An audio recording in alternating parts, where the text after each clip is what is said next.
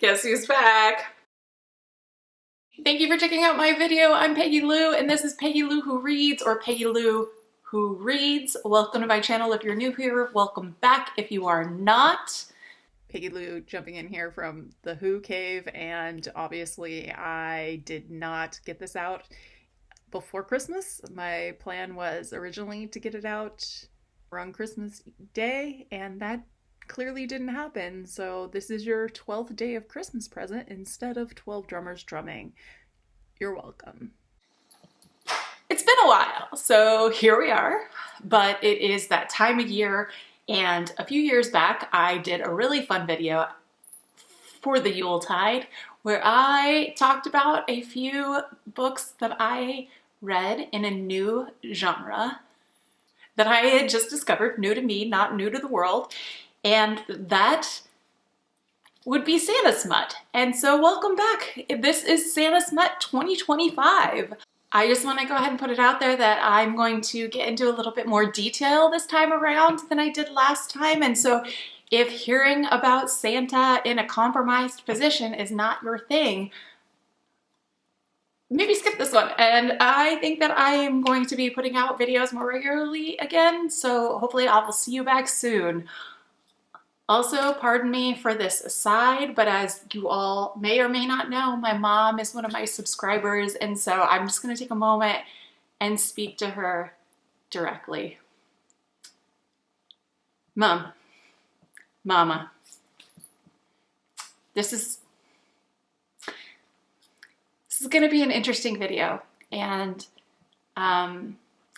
certainly I understand if you decide not to watch it, but if you do decide that you want to watch this video, please never discuss it with me. We can just pretend that this moment never happened. Merry Christmas, and I love you. Today, I'm going to review for you 3 Christmas-themed novellas. Actually, one of them is not going to be about Santa, but we'll get to that in a minute. They have some details that are maybe not suitable for everyone. These are not your kids' Christmas tales. You might have guessed because I called it Santa Smut. So you may not want to watch this with little ones in the room. And also, if you're not into explicit, spicy scenes, this may not be the video for you. These are definitely not the books for you. But these 3 books are obviously on the spicy side. They're a little bit explicit. Some of them have some rough stuff. Some of them have some dubious consent or non-consent, and some play with different individuals in tandem, etc. So if you are a little bit touchy about those subjects, no shame, no yuck in our yum.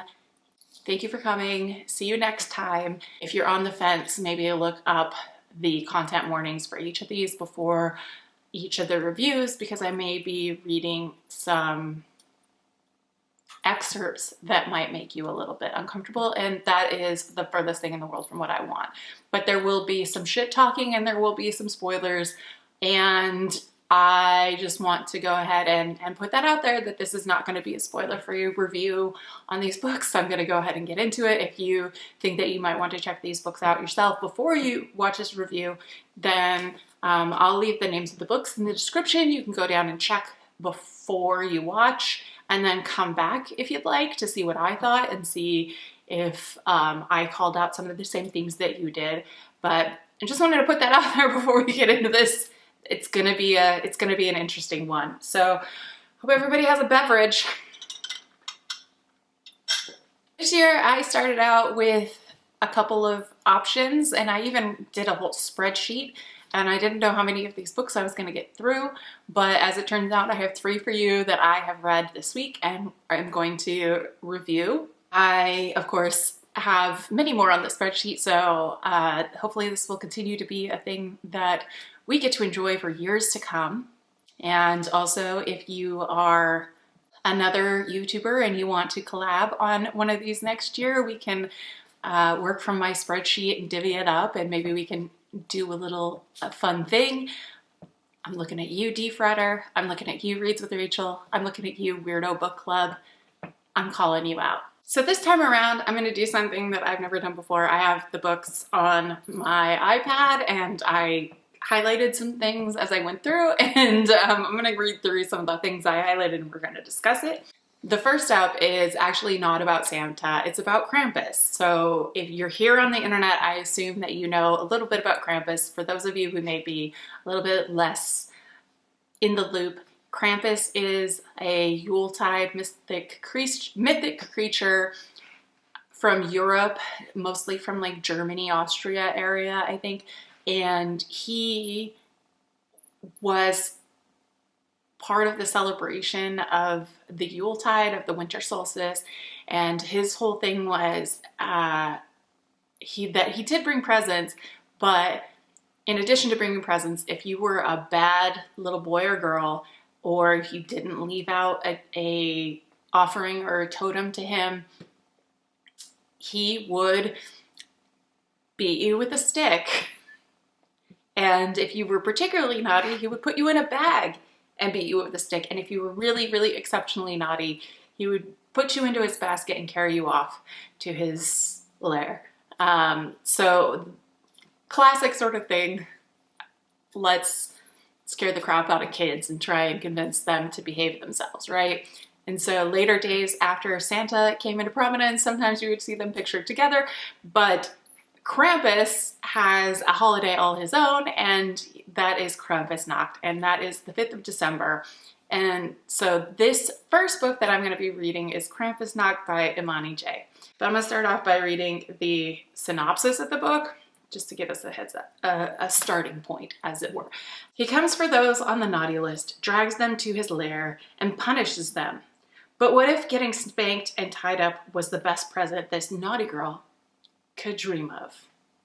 Sienna, I've been a bad, bad girl, playing with men, acting like every day is Christmas, and each one of my lovers is just another shiny new toy. And Alex was no different. Just another pretty face and ripped body, dying to get all over my curves. Or so I thought. So yeah, let's dive into this a little bit. This story starts out and we have our main character, Sienna. She's hanging out with a girlfriend. She's waiting for her date, Alex, to come pick her up. And she's talking to her girlfriend about how she's planning on that evening to break up with Alex because they've been seeing each other for about a month and nothing has really happened in the physical nature. He's been just very shy and timid with her. He's kind of held her hand and kissed her on the forehead or on the cheek a little bit, but no hot and heavy has happened. And this is not Sienna's typical MO with the fellas that she dates. And so she's saying to her friend that she's going to go ahead and break up with Alex tonight.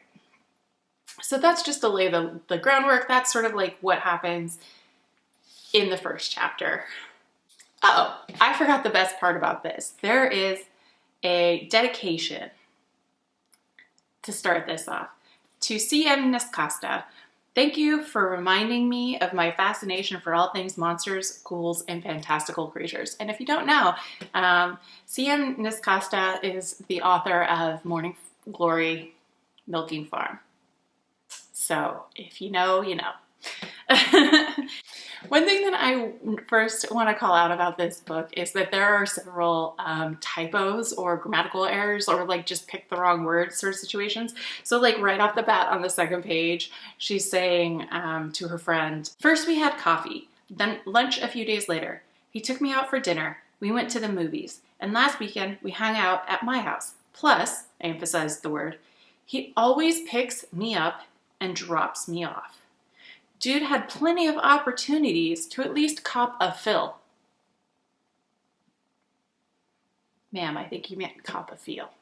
So that's just sort of sprinkled it throughout this. So it could have used a last pass by like a copy editor if we're just talking about the writing and the quality of the work.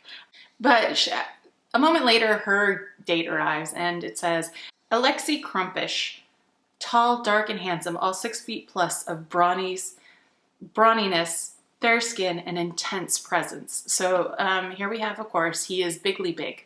As a friend of the channel, Reads with Rachel would say. And Santa thinks to herself, the brooding eyes, inky slashes of eyebrows, straight Roman nose, full pink mouth, and carved cheekbones, paired with his tall, powerful frame, will forever keep a prime spot in my spank bank. But the man has to go. I can't deal with any more chaste, closed-mouth kisses, holding hands, and literal Netflix and chill. So clearly this guy and her are not on the same page, but she's physically just like really into him. And she says, if a man can't please me, he needs to make room for the next guy in line. These curves are no joke, baby. So clearly this gal has a lot of self-confidence. She knows what she wants, and she's made a decision that he's just not the guy for her. However, she says about him, he's so tall, so big. I can feel the heat emanating from his massive body. Again, just bigly big. He's huge. He's a massive guy. So they leave the coffee shop where they've met up and they're heading out on their date. And she says, we slide into Alex's sleek, dark gray Jaguar. Its black leather interior is warm and comfortable. The car smells of his woodsy cologne. The engine purrs, and we set off into the night. So what we know about this guy is he's really big. He's really like super attractive. She's super into him physically. He's driving a Jaguar, so he's rich on top of everything. So, you know, like big, built, rich dude who's hot, and she's hot for him, and they've been together for a month and they haven't boned. So, and then she says, as they're riding along, I chance a glance in his direction and both my heart and lady bits start fluttering. I can't count the number of times I've spent staring at his gorgeous profile and imagining how it would feel to make out heavily, lick him from head to toe, slide my hand down his pants, and feel his elusive male poultry. So she's riding along and she's having all these like hot and bothered thoughts, but finally she decides to get around to it, and she tells him that she has something that she wants to talk to him about. She would have preferred to go back to her place instead of going to his place. And he says to her, what did you want to talk about? He asked calmly, his low baritone almost emotionless. I don't think now's the right time, Alex. Let's just go to my house and what, Sienna? He interrupts me harshly. So you can ditch me and move on to the next idiot who falls for your charms? What is all I can manage? I don't think so, sweetheart. Alex's tone is dark and dripping with amusement. My eyes erratically jump over his features. He's no longer white-knuckling the wheel, his dark eyes glued to the road ahead of us, his expression calm, the ghost of a smirk floating over his sensual mouth. What's happening? I've been on my best behavior with you, treated you with respect, and acted the perfect gentleman. But that's not what you want, right? So, like, we're getting into this, but he's, like, clearly pretty judgmental of the fact that she's, like, just wanting to bone right away, and, like, that she's not interested in him because he seems to be not as on the same wavelength as for her as far as, like, libido goes, which, to be clear, is, like, a perfectly natural incompatibility to want to nip in the bud if you're dating somebody, right? Like, if you're dating somebody and you don't think that you're on the same wavelength as far as, like, libido and sex drive and, you know, that type of thing, it's totally, like, a-okay to break up. But, like, this is just kind of slut-shaming, basically. So he says to her, no, you're not getting your way tonight, love. Spent the past month bending myself backwards to be a good man for you, but you don't care for good, right? So this is, like, deeply incel bullshit, and so we see where this is going. The next thing that happens is this. It's the next chapter, and she says, I blink away the remains of the heaviness weighing on my eyelids and study my surroundings, slowly regaining consciousness. When the last events I remember flash through my mind, I frantically attempt to bolt, but that's when I realize my current predicament. I'm entirely naked and tied to a bed, All 4 of my limbs stretched to one side of the large, soft mattress. So like he's kidnapped her. Basically, he's kidnapped her, he's stripped her, he's tied her to a bed. And so as Reads with Rachel would say, this is a crime. This is a crime. There's nothing that even remotely resembles consent here. She's just been kidnapped. So he comes in and it says, Alex has traded his khakis and Oxford shirt for an all-black outfit of jeans and t-shirt. His normally neatly combed black hair is a sexy, disheveled mess of thick, dark locks. The closer he gets, the more I realize my eyes didn't betray me back in his car. His eyes are entirely midnight black, no more white. His sinister grin exposes long, pointed teeth, and this creature is advancing towards me with determination. I try yelling, but fear clogs my throat. Once again, I fight against my restraints, but only manage to have the rope bite into my soft skin. I'm fucking screwed. Shh, baby, Alex coos, the raspy tone of his voice sending goosebumps along my skin. So like even though she's like terrified and like he's turning into like a creature or whatever, for some reason he just says shh, baby, and she's horny again. So sure. He lays next to me on the bed, stretched out on his side, head propped up on an elbow, the unnaturally intense heat emanating from his body hitting me in waves. Don't be scared, he whispers softly into my ear, nose snuggling my temple. I'm not gonna hurt you.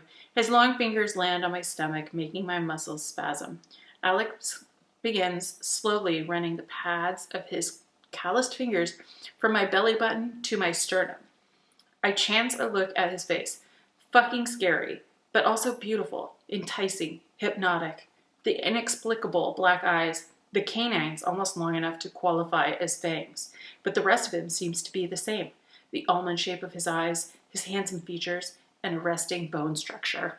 So yeah, like clearly when you're strapped down to a bed, it's the time to be paying a lot of attention to the bone structure. You know what I mean? So, you know, more of this and like finally he's messing with her and he notices something and he says, "You're fucking aroused. What am I gonna do with you?" He scrutinizes my face. I chance, "Let me go home?" Alex laughs again. "No can do, sweetheart. First you need to get punished." Punished? I question, fear returning to invade my entire being. Images of crazy men and girls held captive in dark, cold wells filling my mind. So that's like a reference to Silence of the Lambs. Nothing like that, Alex answers, as if reading my thoughts. You've been a bad girl, Sienna, and I'm in charge of teaching you a lesson. So what we know is that the one thing that Sienna has done is like had some sex that she enjoyed with people who were also consenting adults and who agreed to have sex with her. So I don't really understand what exactly she's being punished for, but she's being punished. And I'm not going to go through like all of this, but we finally get to the section where he explains why he's doing all of this. And he says, "My family has roamed the earth for millennia." He rasps out, voice low and gravelly, while his tongue traces a hot, wet path down my neck. Never stop being horny, even when you're, you know, info dumping. There's a curse on our name. No one remembers how exactly it started. Some of our elders say one of our ancestors pissed off the wrong being. All we know for sure is every adult Krampus carries a mission.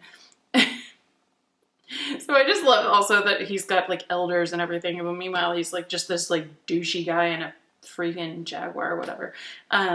Every December 5th on Krampusnacht, we turn into Krampus.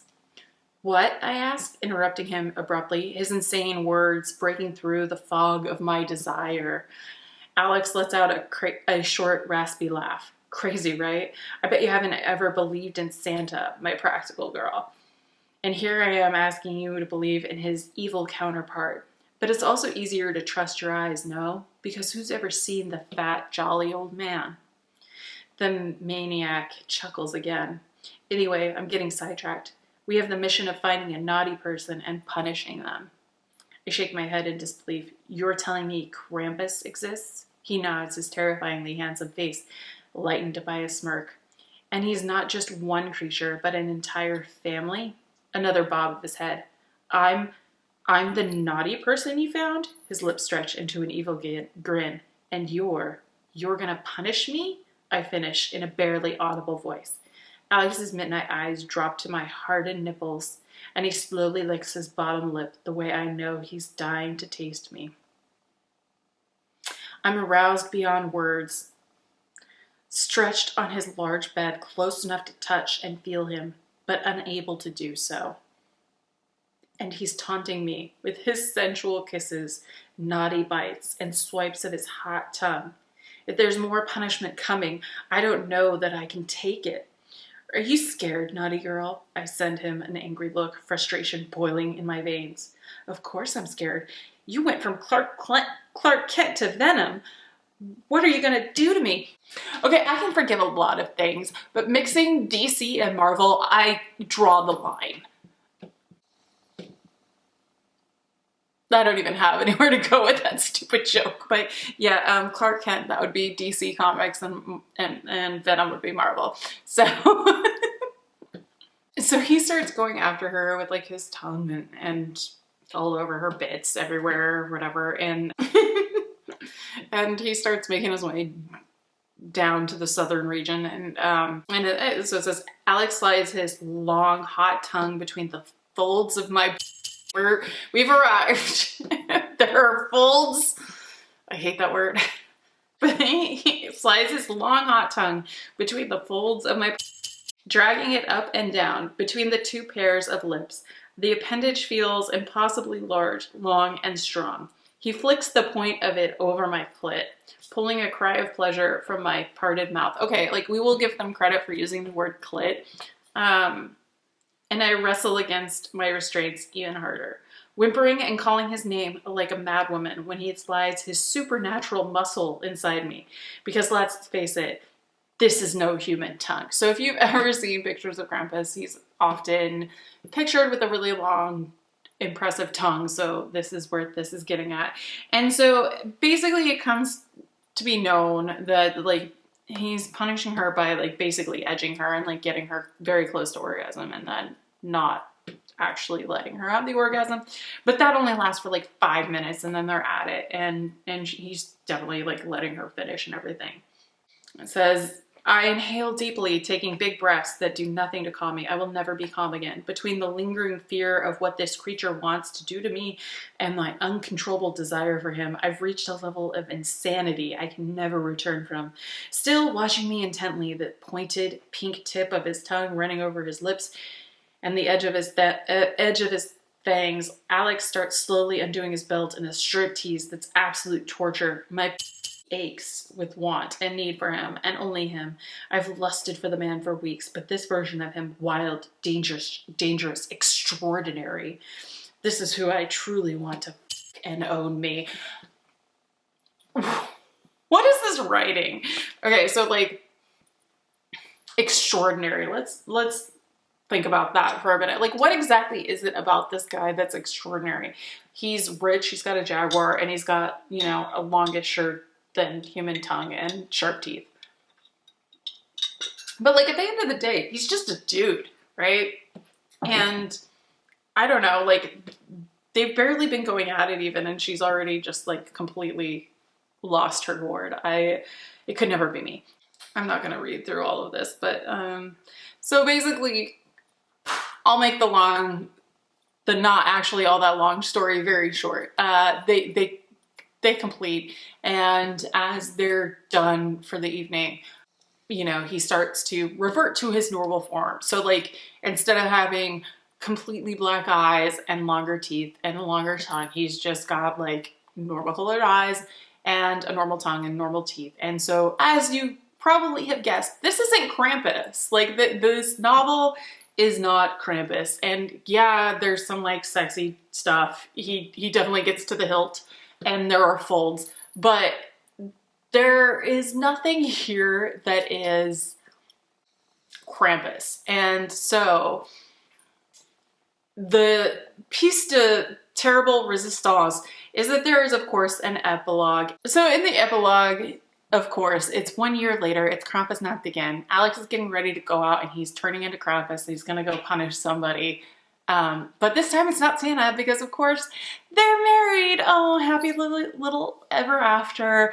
Isn't it true love? Isn't it romantic that she has married this guy who kidnapped her, strapped her naked to a bed, and forced himself on her just because she turned out to like still be hot for him. Okay. This book is not charming. It's not cute. I mean, maybe it might be a little bit hot, but ultimately it's not Krampus. It's not Krampus. And Krampus is a monster. Krampus is like a big, hairy, black furred beast with horns. This guy didn't even have horns. What is even the point of this? I am so disappointed by this. I don't know. There's just no way to really describe it. And so I want to give this, I'd say like 2 stars.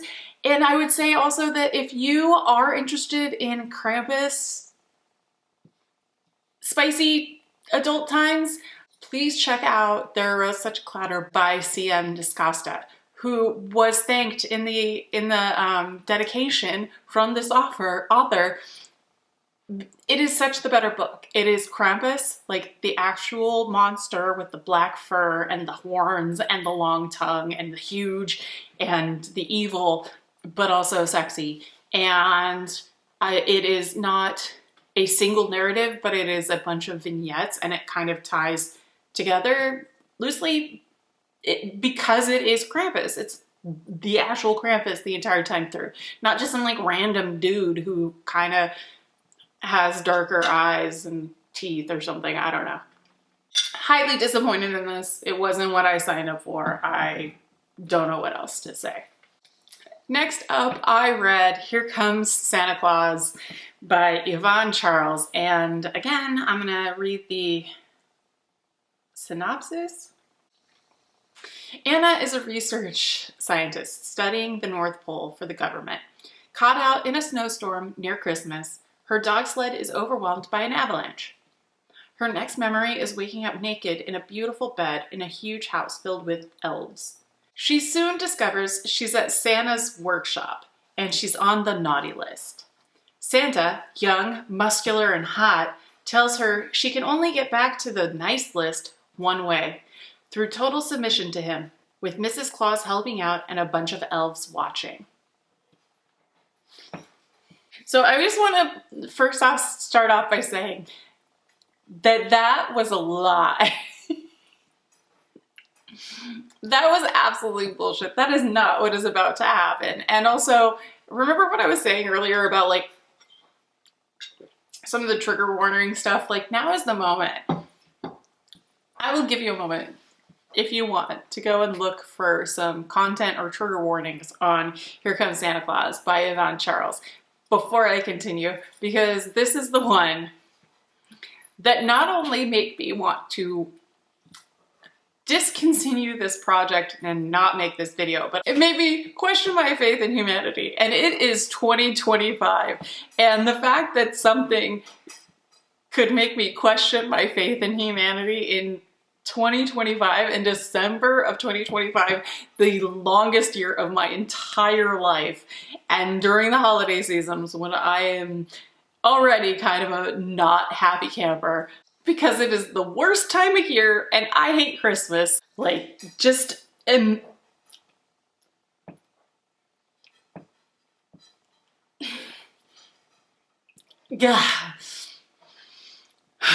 but let's get into it. So as the synopsis alludes to, Anna is out doing the scientific research on this expedition with this other researcher, Dr. Witt, and they are on this dog sled, and it sort of goes into this whole thing about how she's on the dog sled and she doesn't really like being on the dog sled and everything. She doesn't like dog sleds in general, but all of this is kind of pointless. There's no real like reason for this. And as they're going along, she happens to mention, you know, in her narrative, like, it was December 22nd and I was going to miss Christmas with my family, but it was my choice. I had always been interested in science ever since I was a little girl and studied hard throughout high school and college, always being a perfectionist. After finishing my undergraduate degree, I received my geology PhD and went to work for a government research firm studying the effects of climate change on the North Pole. We had to spend a month in the Arctic to complete our research. Sadly, I had very little social life. Although I pleasured myself on occasion, I was very sexually frustrated. And here I was, stuck in the Arctic for a month with a 60-year-old scientist whose main social activity was cutting his toenails. Ma'am, you are on a dog sled in the middle of the Arctic. And this is your info drug. And also, like, it doesn't matter. None of this matters. Because, like, in about 2 seconds, she is hit by an avalanche, and then when she comes around, this is what it says. I opened my eyes and looked at the incredible room. It looked extremely old, almost like something from the Middle Ages, with its wooden rafters and high ceilings. Christmas decorations adorned the walls, including several red bows and wreaths. A giant Christmas tree stood in the corner of the room, covered with large red and green light bulbs, shiny ornaments, and a large gold star at the top. Off to the side was a fireplace with a raging warm fire. The soft red comforter felt great against my totally naked body. I sat up in bed and my large breasts jiggled. I looked out the window and could see piles of snow in the distance. I wondered how such a place could exist in the hostile Arctic region. The door swung open and I quickly covered my large breasts. Thank you. Thank God we know that, like, she's stacked. So she wakes up and in walks this guy who gives her some milk and cookies. So he comes in and he gives her some, like, milk and cookies. And then, you know, she asks, you know, where she's at. And he says, "You're at Santa's workshop. Where else would you be in the North Pole, silly?" But Santa doesn't exist. Yes, he does. I've known him for years. He brings gifts to kids every year, but only for those who believe and are on the nice list. This is crazy. Did I eat some crazy mushrooms or something? You're not being very nice, Anna. Santa is taking you into his home, and you don't even believe in him.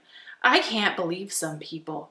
And at that, he walked out and slammed the door. So she is left alone, but only for a minute, because then another guy comes in. 5 minutes later, another elf barged in, and I covered myself again. This one didn't look happy or sweet, but burly and mad. He had a chain in his hand, and he swung it around. "Stand up," he barked. "I have no clothes on." That's by design. Stand up. I was a little scared, so I pulled my naked self out of bed. I stood near the fire and covered my breasts and area with my arms. I'm so glad that we're calling it her area. He walked up behind me and smacked my ass so that it jiggled. Oh, good, good. Glad that we know that she's rocking the hostess Shelly. This is all just sort of very jarring like that. And he says, "Oh," he said, "Chris will love this." "You're a perv," I yelled. He seemed to growl a little and jumped on my back. I started to struggle, but for his size, he was exceptionally strong. He clasped a part of the chain around my neck so that I was leashed. I couldn't believe this. He jumped off my back and jerked the chain so that I fell forward on all fours. "Very appropriate," he said, "like the dog you are." Where is this coming from? Where is all this hostility from Santa's elves? Out of nowhere, right? He drives her out of the room and it says, "Finally, you pulled me into this giant amphitheater filled with numerous elves, all sitting in bleachers. In the middle of it all was a giant stage that had a tall, beautifully decorated Christmas tree off to the side. He led me out to the middle of the stage and the elves and attendants started booing. I tried to run for it, but he just yanked the chain and I fell to the ground. Now the crowd cheered." So she's there, she's naked, she's chained, she's on the stage, and in comes Santa, and he walks in and he motions and everybody's quiet.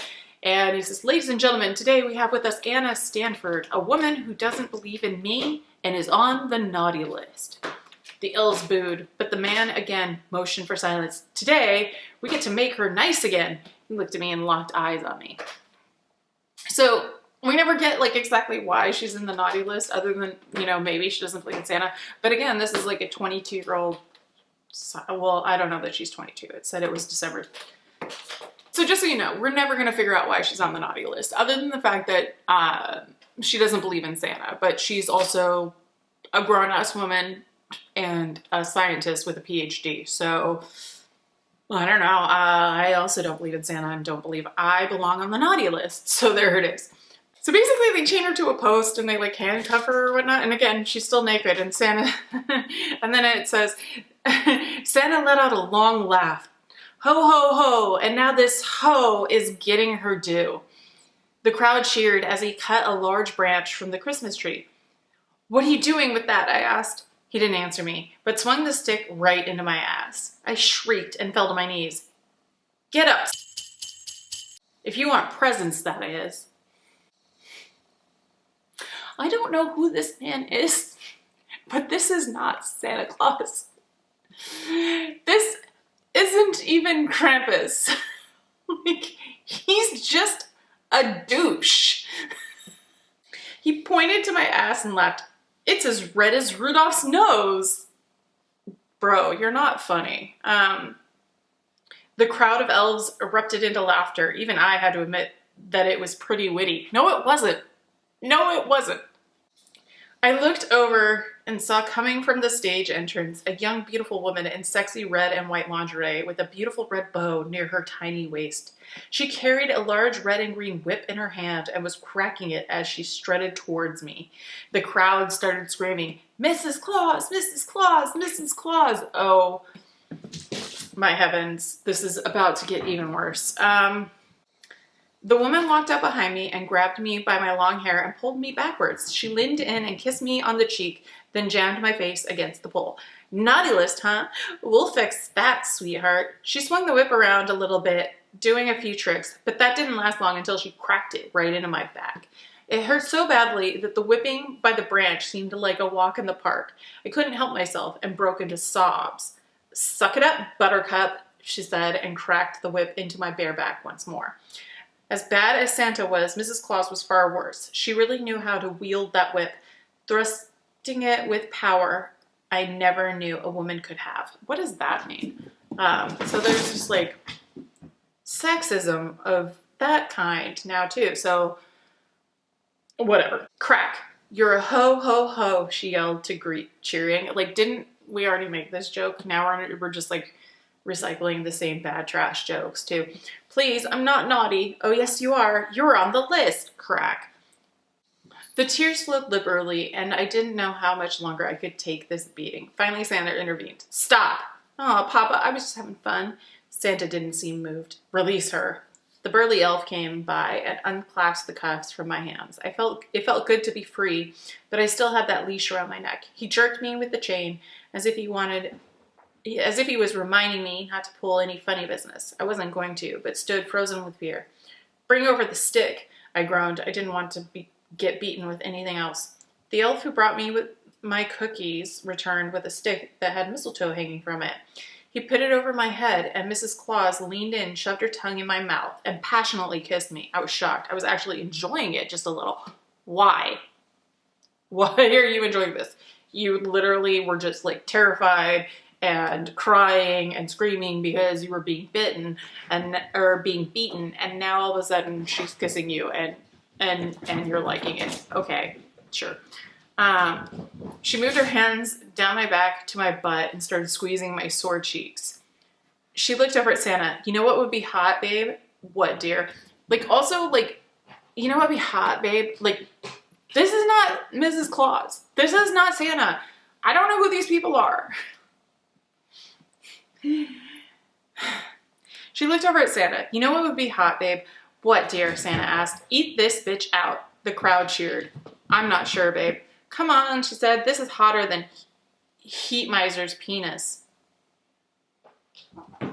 I don't know what that is. Maybe that's a reference to something that I just don't know.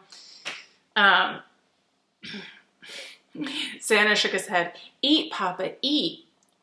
All right. So he starts doing that or whatever. And then just as I was getting into it, he pulled away and stood up. He pointed to me. Now it's your turn. To suck you, I asked. No, he said and smiled broadly. Her. The crowd stood up and applauded. I guess they were into the whole lesbian thing.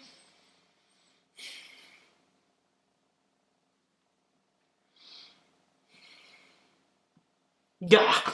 Mrs. Claus untied the bright red bow on her negligee and the bottom half fell down, revealing her totally shaved. Now look, I don't care what you got going on down there. I don't care. Everybody has their own preferences as far as how they do or don't maintain that area down there, and I am not here to shame you. I just don't understand the way that this is written, that like, oh, it's the whole lesbian thing and then she's bare down there, and it's like somehow this is supposed to be titillating or shocking or whatever, and I'm like, it's just a woman and it's just a couple of women, right? I don't understand why this is written this way.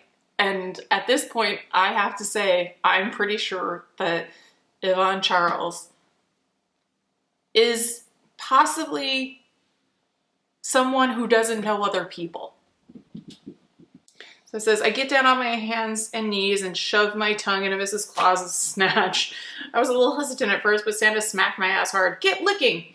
I ran my tongue against her clit. Maybe it was Christmas magic, but I swear it tasted like gumdrops and peppermint. Well, at least we have some fun flavors. Her tasty juices flowed all over my mouth as I tried my best to eat her out, having never done it before. I used Santa's previous example as my model. I must have been doing well because she was moaning and coming all over me. As I ate her out, I felt a massive rod enter my from behind. I was too busy eating her out to look, but I knew it was Santa. He thrust his massive in and out of me, sliding his huge slab of meat against my clit and pounding his dickhead against my cervix. Biology fail. I'm not gonna go too much further. I'm not gonna go into any more with this, but like the whole thing is that basically this goes on for a little bit longer and then she passes out and then she wakes up back in her research station with her other researcher and they have presents under the tree because she's been put on the nice list. And I would like to say once again, this is a crime. This is a crime. There was absolutely no consent and there was absolutely no aftercare or anything. Like, they just abused her and then like whisked her away. She never got to say like, hey, I'm okay with this, I'm not okay with this. There was no such thing as a safe word. She had no ability to like get out of the situation at all. She like, there was no, this is just a crime. She would like, and that is not Santa. There is nothing about this that is Santa. The thing about the whole Santa smut thing that I enjoyed when I first discovered it is like this idea that like this jolly guy who's gonna come down your chimney and bring you presents and like also do you, and it's gonna be a jolly good time, and he's gonna squirt and it's gonna like taste like candy canes or gingerbread, and he's gonna smell like a pine forest and everything. It's gonna be delightful.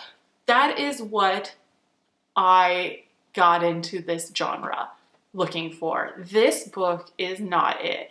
And so I would say that this is the worst example of this subgenre or genre that I have ever read. And I absolutely cannot recommend it at all, other than the fact that you just want to like read it as an example of what not to do with a like a sex scene. Like, this is kind of like H.T. Carlton era, like H.T. Carlton type of scenario, right? This is Hunting Adeline here, but like instead of it being like the creepy stalker guy in Hunting Adeline, it's Santa Claus and Mrs. Claus, and it makes no sense whatsoever. These are not, it's not even like they wrote like they wrote Santa Claus like they were trying to write Krampus, because even Krampus would never. The only saving grace of this is that it is only 22 pages long, and the other things that I would say about it is the writing is awful, the dialogue is crap, there's no character development whatsoever, there's a bunch of like setup and exposition that you don't need. Like, there is absolutely nothing I can say about this book that is redeeming about it whatsoever. It is the 1st of 1 stars that I could ever possibly give it. Now, it was at this point in this project that I almost gave up and I almost just walked away and said, never mind, I'm not going to do this. Or maybe I'll just put this out and I'll just like bitch about the fact that like the first year that I did this, I found the 3 most perfect Santa smut books that I could ever find and like never go back to it again.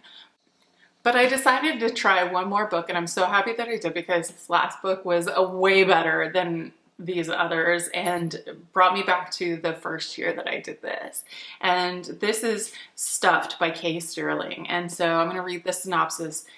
How about some milk with those cookies? Overflowing with genuine love and good cheer, this is not your shopping mall Santa. While the children are nestled all snug in their beds, midnight is Santa's magic minute to make mommies and daddies' wishes come true. Some gifts can't be wrapped, and Santa is here to love you from head to mistletoe. Get ready. Santa's about to slide down your chimney with a sack full of joy. And so this is Santa Claus. This is not like a being somewhat reminiscent of Santa Claus. This is not just like a setup to like make bad puns about hoes. This is not trying to turn Santa into Krampus, but also awful. This is about Santa Claus. And in this version of Santa Claus, he basically is going out on Christmas Eve, and in addition to leaving toys and presents for little boys and girls, he also is visiting some adults. And the adults he's visiting are adults we find that have had other people make wishes for them that they be happy for different reasons, right? So in each chapter of the book, there is a different adult that he visits, and they each have their own shit going on, as we all do during the holiday season. We're all just doing our best, which is another thing that was kind of delightful about this, right? And Kay Sterling actually manages to make this like hot, sexy times with Santa, but also makes it about like all of the different trials and tribulations that we all face, especially at this time of year, right? And so each chapter is each home that Santa is visiting.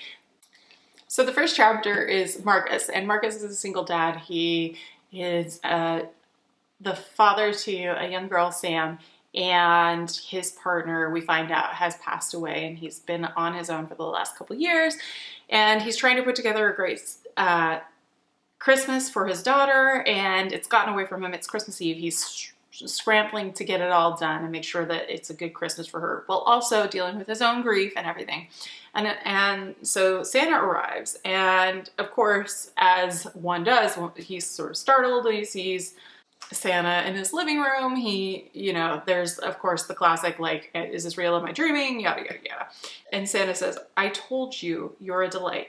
Why don't you come and have a seat, lad? He offered tenderly. Marcus's head pushed forward, but his feet still carried him across the room, and there was a mortifying heaviness to the front of his pajama pants.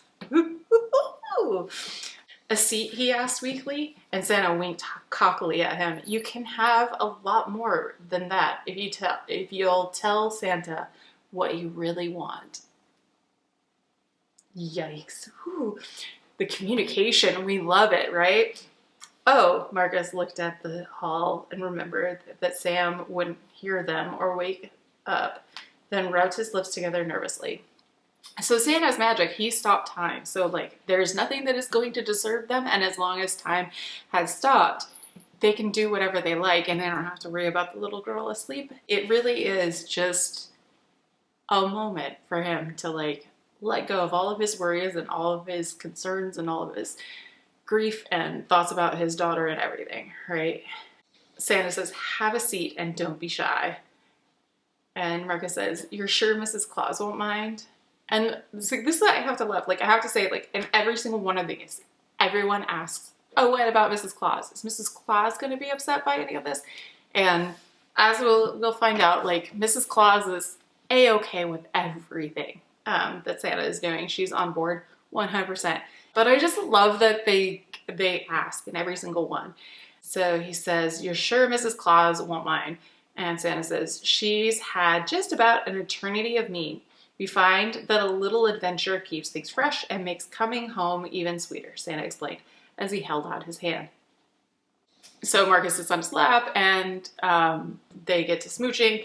And he said, and Marcus says, "That's nice." He breathed and looked timidly. "Wow."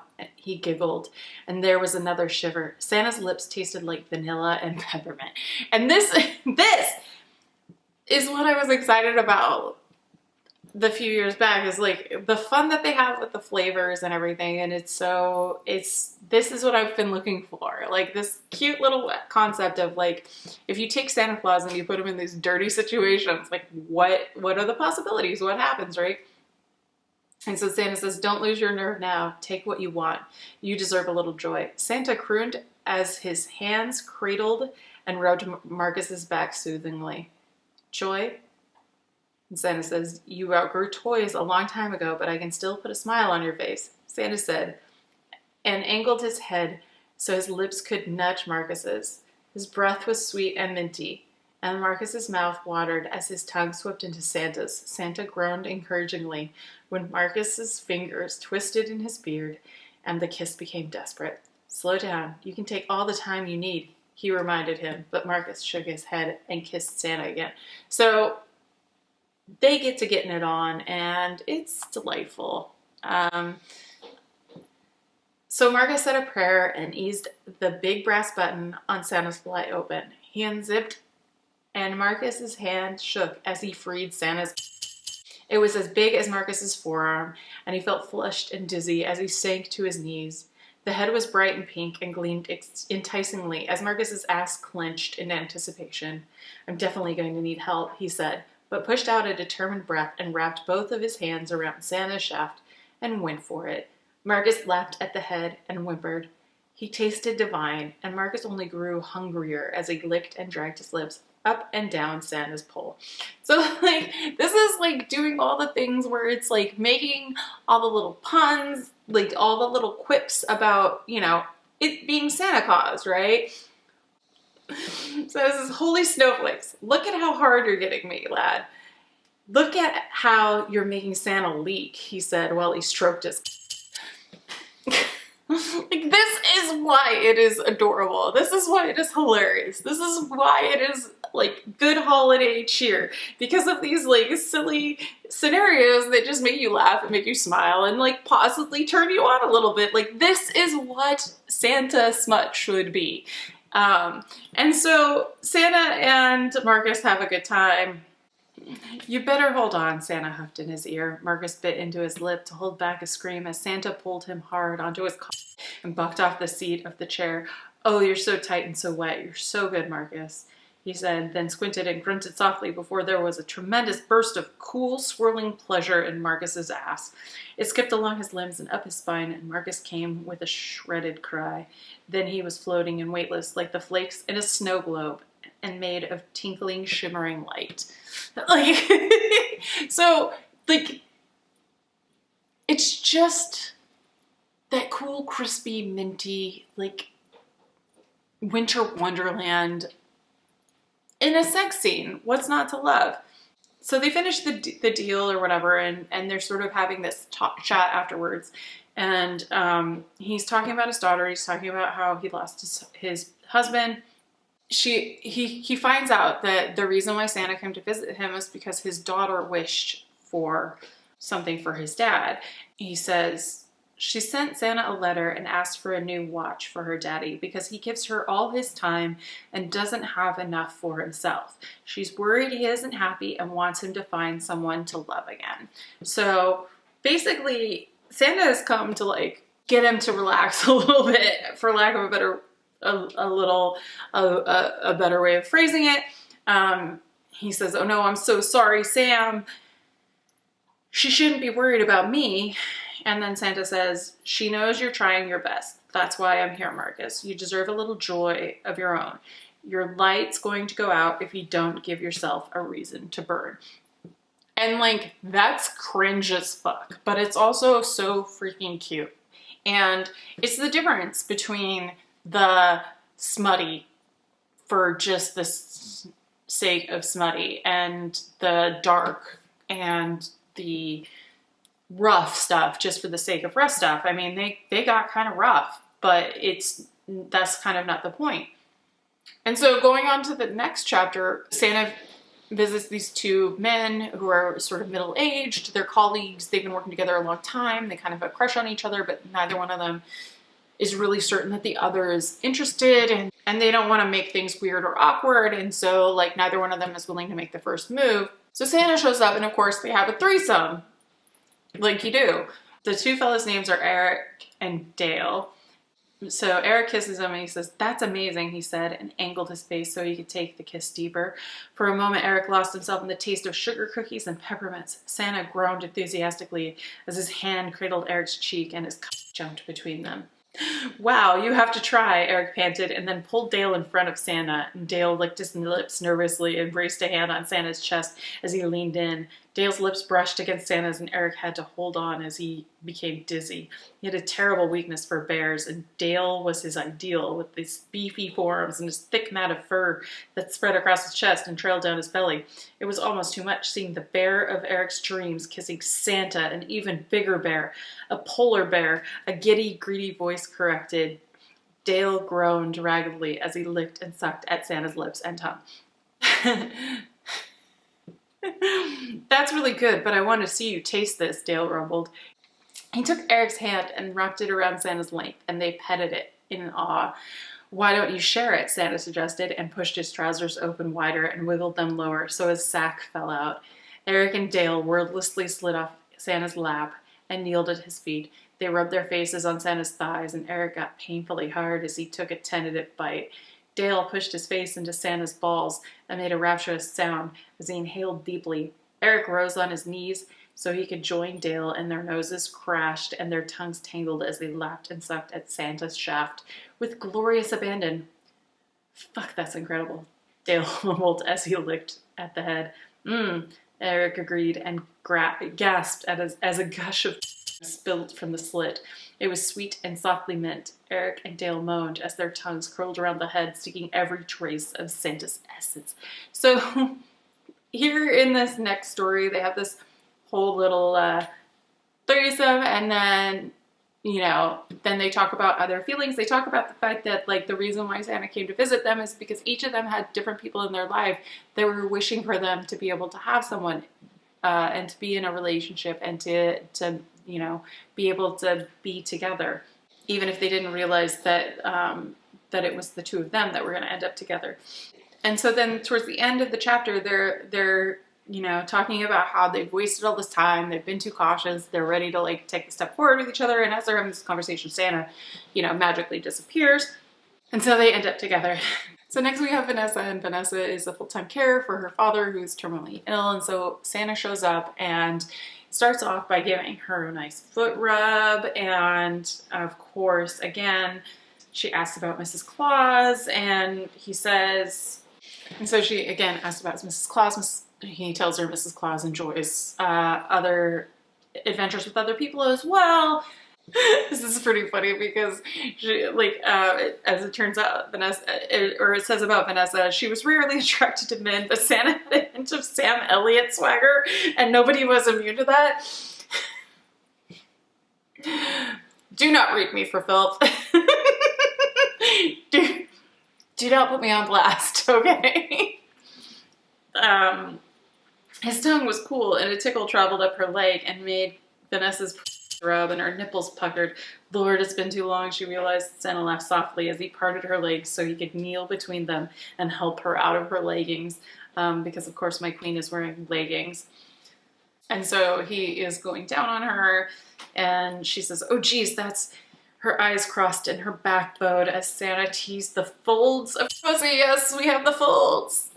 We have arrived at the folds. I still hate that word. I'm never not gonna hate that word.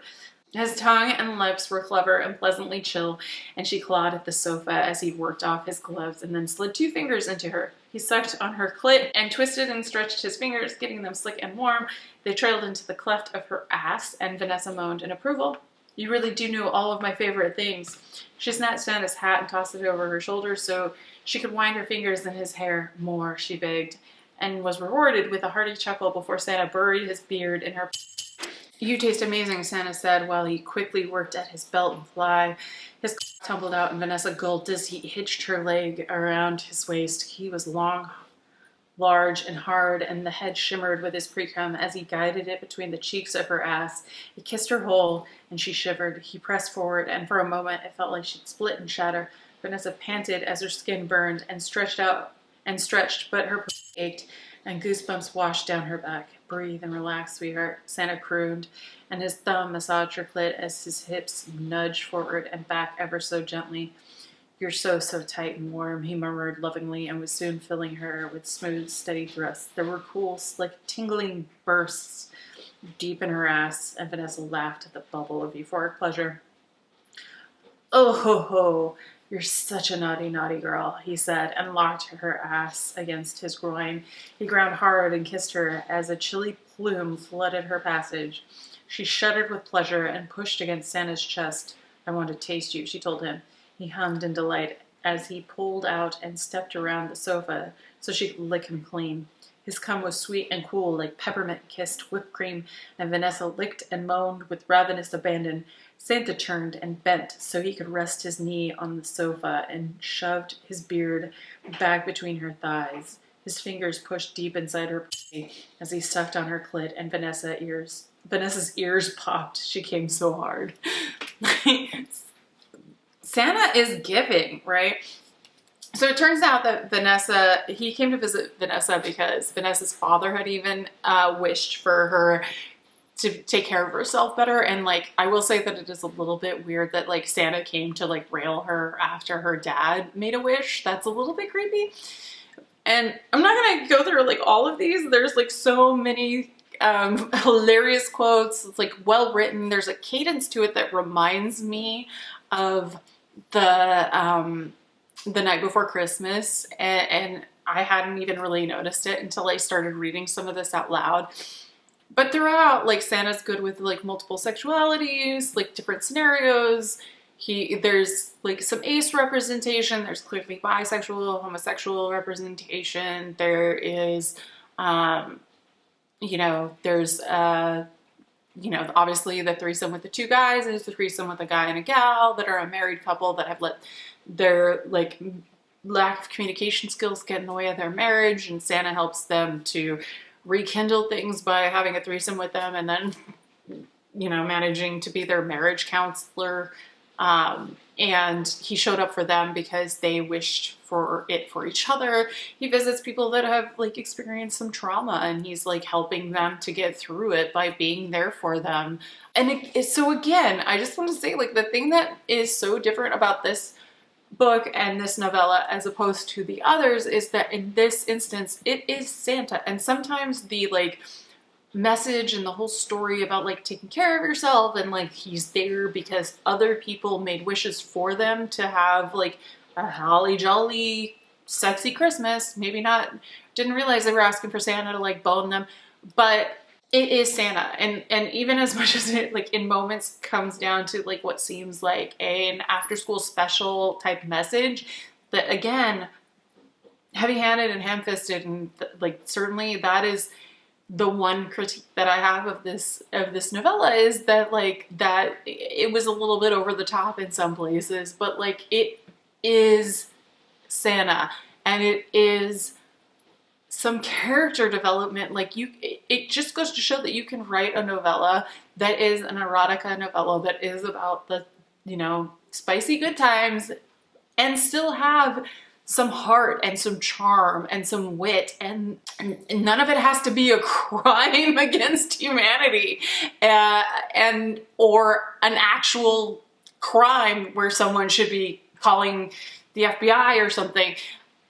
And so this has restored my faith in humanity and in Santa smut. With all that, I forgot to mention that I gave it 4 stars. So the thing about Santa smut, and how I got into it a couple of years back, is, you take this character that is Santa, that is holly and jolly and, all the best parts about Christmas and the holiday season. And then you also add some like fun, sexy times. And you have a little bit of goofy fun with the thought and the concept of Santa Claus. And what I think I'm finding, because even though I only had 2 that were bad, in trying to do research even, I found that there were so many that seemed to be leaning into this more of a dark romance place. And I kind of get it with Krampus, but not with Santa, because Santa is Santa and Krampus is Krampus. And there were even some where it was like Santa was a mafia boss, like trying to combine somehow the mafia boss dark romance trope with Santa Claus. And I think that was also something that played into Krampusnacht, because that was, you know, this kind of built, you know, seeming to be rich Jaguar driving bro, right?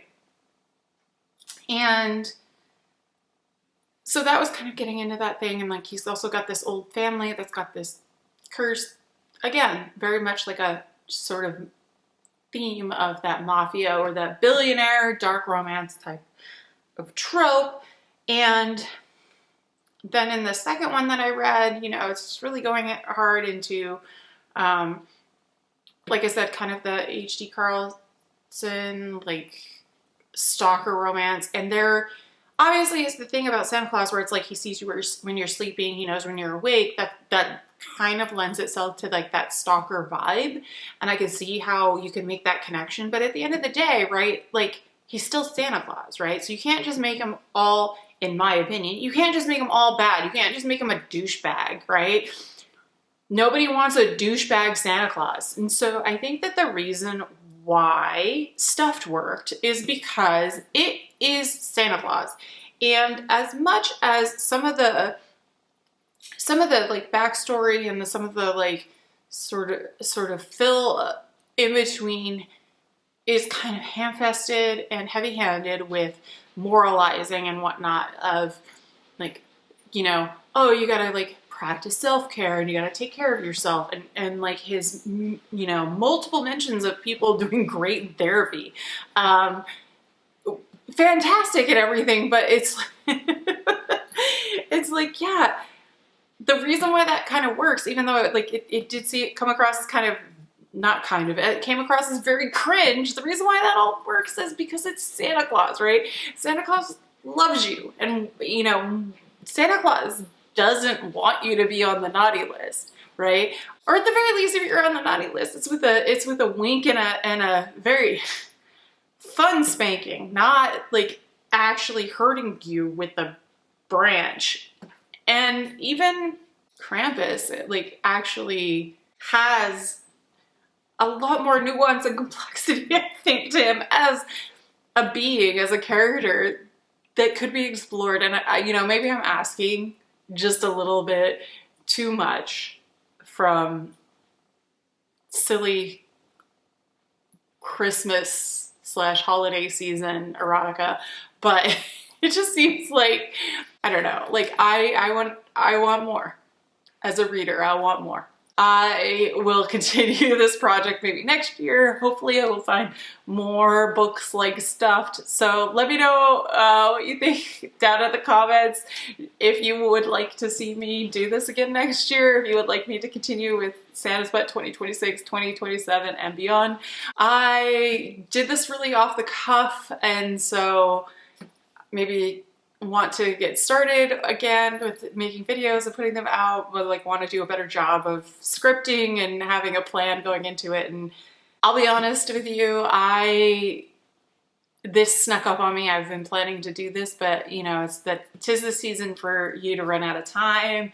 And I got sick a couple weeks ago and it really slowed me down, and I've been dealing with some burnout. So I've really not been able to get to this as quickly as I wanted to. I wanted to like finish up this reading last week and get this filmed and get this out. I'm hoping to get this out on Christmas Day, but fingers crossed. It is Christmas Eve right now. It is the middle of the night. I am getting pretty tired, and to be honest, I'm having a hot flash. And so I don't know that this is gonna get out on Christmas Day. It might go out Boxing Day. Also, just like, this is the first time I've posted in a while. I know I kind of went away and whatnot, and it wasn't planned, and I kept meaning to come back, and I just didn't. But let me know if you're excited to see me back, if there's anything you want to hear from me, if you want me to do a video about why I took that long extended break. Thanks for watching this video, and I hope to see you later. Merry Christmas, Happy New Year, Happy Hanukkah, Happy Kwanzaa, Happy Festivus for the rest of us, and Happy Krampusnacht, and Yuletide, and Joyous Noel. Happy holidays, all of the above. Feliz Navidad. Peace. Ooh.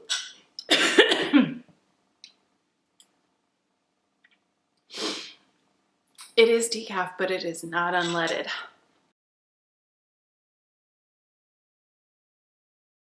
Hey, cat, stop it. Wednesday, Catums. Wednesday, Peppermint Catums. Do you really have to do that right now? Can't believe her. You can't hire any good help around here. These cats.